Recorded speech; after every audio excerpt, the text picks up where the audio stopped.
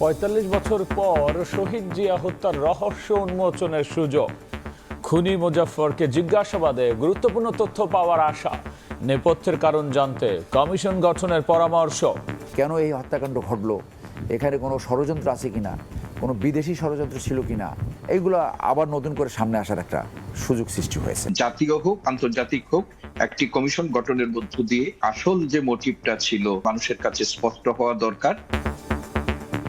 সামরিক আদালত হবে মেজর মুজাফফরের বিচার, জানালেন স্বরাষ্ট্রমন্ত্রী। সেনা হেফাজতে তাকে দেওয়া হয়েছে যাতে যে আইনে তাদের একই সহযোগীদেরকে বিচার করা হয়েছিল সেই আইনে বিচার করা যায়, সেটা সেনাবাহিনী দেখছে। দেখছিলেন প্রধান শিরোনাম। সন্ধ্যার সময় সঙ্গে আছি আমি গোলাম রাব্বি। এবার অন্যান্য শীর্ষ সংবাদ। জনগণকে বিভ্রান্ত করতে জুলাই সনদের ভুল ব্যাখ্যা করছে বিরোধী দল, অভিযোগ বিএনপির। গণভোটের রায় না মানলে রাজপথে আন্দোলনের হুঁশিয়ারি জামায়াতের। বন্যায় চট্টগ্রাম অঞ্চলে ক্ষতিগ্রস্ত 10 লাখেরও বেশি মানুষ, দ্রুত পুনর্বাসনের উদ্যোগ সরকারের। জরিপ করে দুর্গত সবার কাছে পৌঁছে দেওয়া হবে ত্রাণ, জানালেন দুই মন্ত্রী। 10 টাকাটা 100 টাকা নিলে দাও, নালে দাও। প্রতি ডজনে আপনার 10 টাকা করে বাড়ছে। সাধারণ মানুষের নাগালে বাইরে চলে গেছে।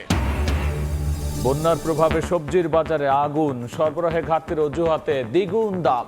ঊর্ধ্বমুখী ডিমের দরও ডজনে বেড়েছে 10 টাকা। নওগাঁয় বাড়ছে সরু চালের দাম।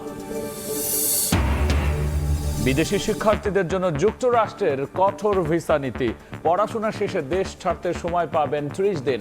কানাডায় বাবা মা ও দাদা দাদিকে নেয়ার নতুন আবেদন স্থগিত।